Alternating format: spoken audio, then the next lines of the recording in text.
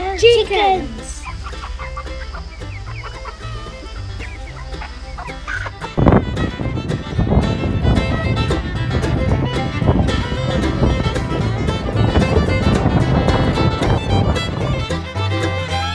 Kom, let's film.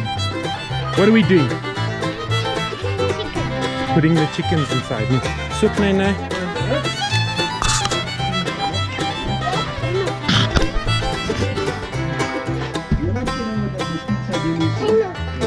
Ek sal miskien pakies oorsit. Ja, ek Hulle roest. ja, nee, dit was heeltemal deel van die plan. Nee, Dit is mooi gemaak.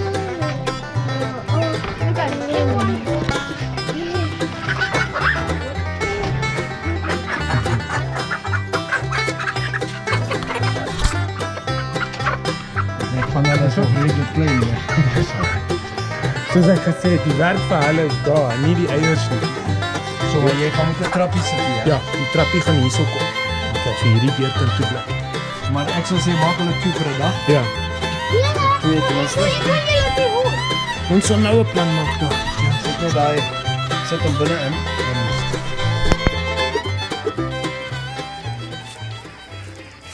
Good morning. Hope you enjoyed that. Yeah, so we've got chickens. Yeah, we're so excited about it. The kids are every morning just want to feed, interact. So it's just from that perspective, it's given the kids something to do. So they've embraced it. I'm really happy about that. And then you can probably see in the background there, we finished our chicken tunnel. That's what I'm calling it, as in like a green tunnel, but this is a chicken tunnel. I'll show you now what the idea is. That's basically where we will be composting, and it's attached to the chicken coop, and I'll show you that as well in a moment. And it's all part and parcel of sort of getting that nutrient cycling.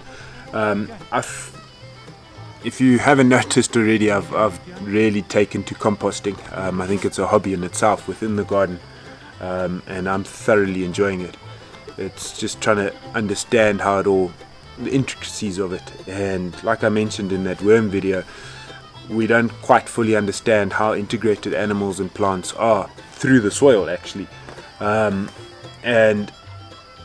hence why I've decided why we delayed on getting chickens. It would have been just simply getting chickens just for the eggs. And in that very first chicken video, I'd mentioned that the primary reason for me at least to getting the chickens was to integrate them into the composting system, and I just needed to know, I needed to find a reason or a way how, and I think we've got it. I think now that we actually started the process, it might need to be tweaked. With a lot of these things, we're doing it for the first time, but I think the theory is definitely there. What are you, Evan? So that. Hallo, nee. Ja, julle kan gaan kyk by die chickens. Yeah, so that's the plan, and I'll show you now how the whole thing comes together. The composting now is not it's far from simple. I'm not simply making a pile and then turning it every 2 or 3 days. And there's those two kinds of composting. There's that fast composting where you try and get it through in 21 days to a month, really quick, hot composting. And then there's the slow composting that would take months. I've actually, in my whole system, is a combination of both. So what I do is, in the winter months, when a lot of these trees lose their leaves, I'll collect that and put it outside, just outside my yard, and I'll just keep that moist. And then add cow manure, just make a general compost with the idea of it composting over 2 or 3 months. And then any grass clippings we get, we put it into that, and we just mix that once a week or once every 2 weeks. Really slow process. Then I'll bring it, there's a big tire that I put here on the one side of the chicken coop, and I place all of that there, and then once a day I take a bucket full of that compost, mix the chicken seed through that and place it inside, and then let the chickens out. And that's basically the time lapse that you saw. And we let the chickens out, and they'll spend the whole day and they'll just break that down, and then in the evening or in the morning you kind of rake that all up, and after a week you move it to the next section, move it to the next section, move it to the next section. And then after about 5 weeks we'll have another tire at the other end of the system, and we offload the completed compost there. Yeah, that's the process I intend on doing. And hopefully at the end of that we get some really good compost. Yeah, let me show you chicken coop.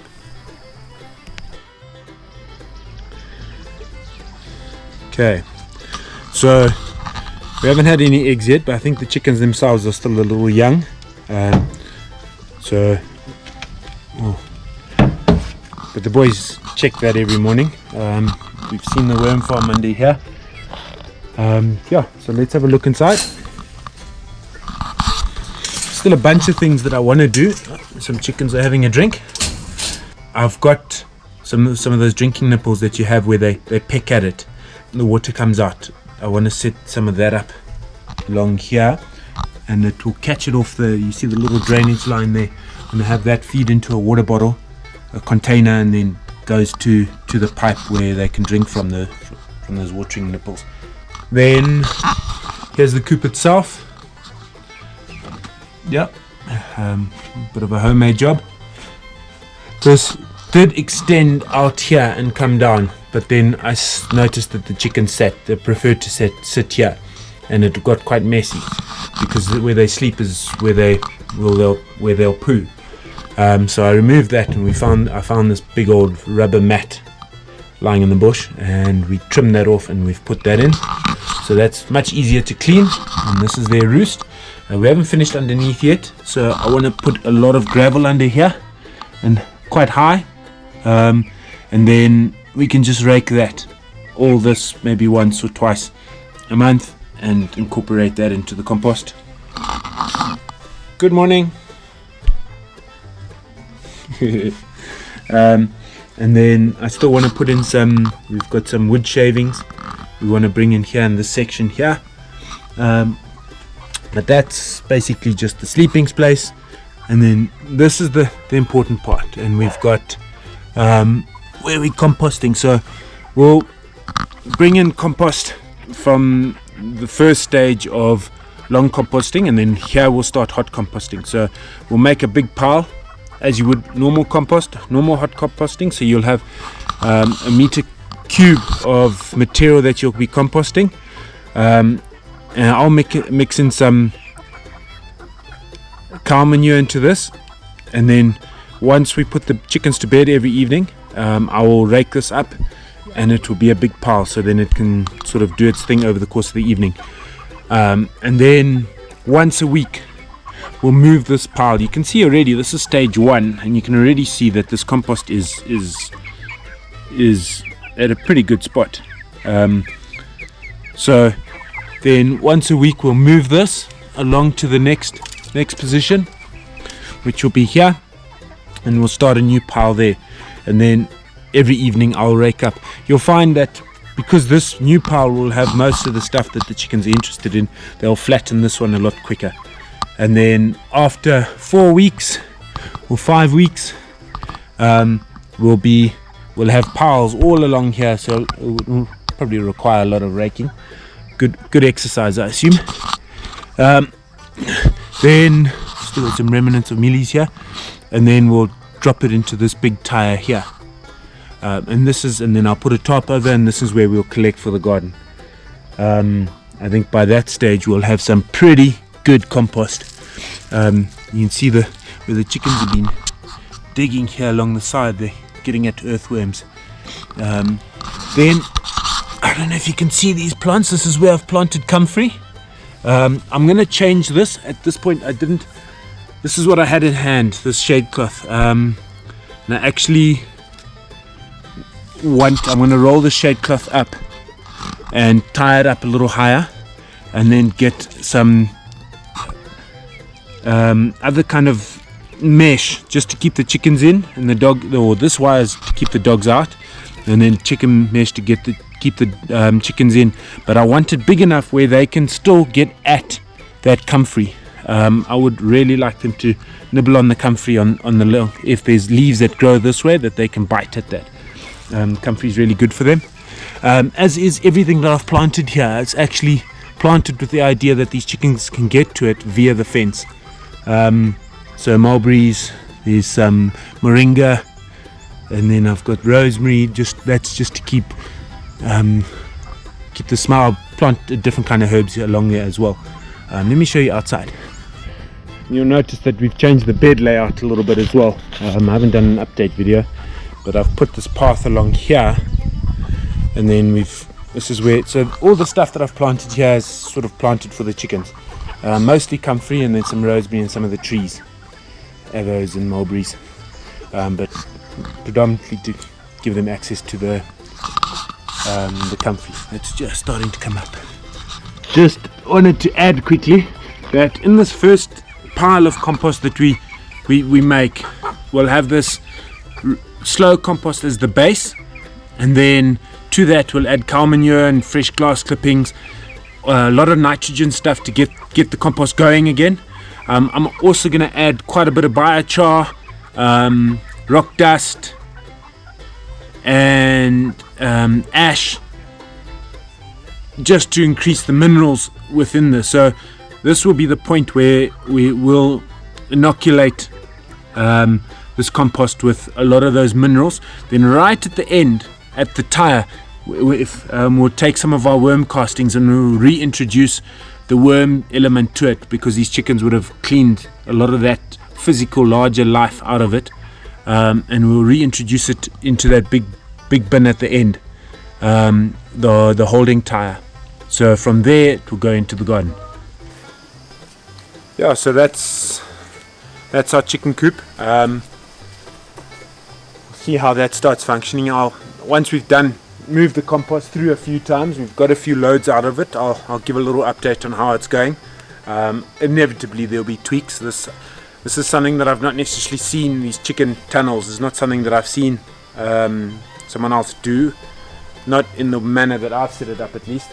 There's the chicken tractor, where or the composting tractor, sorry. The chicken tractor is when you take broilers and you move them around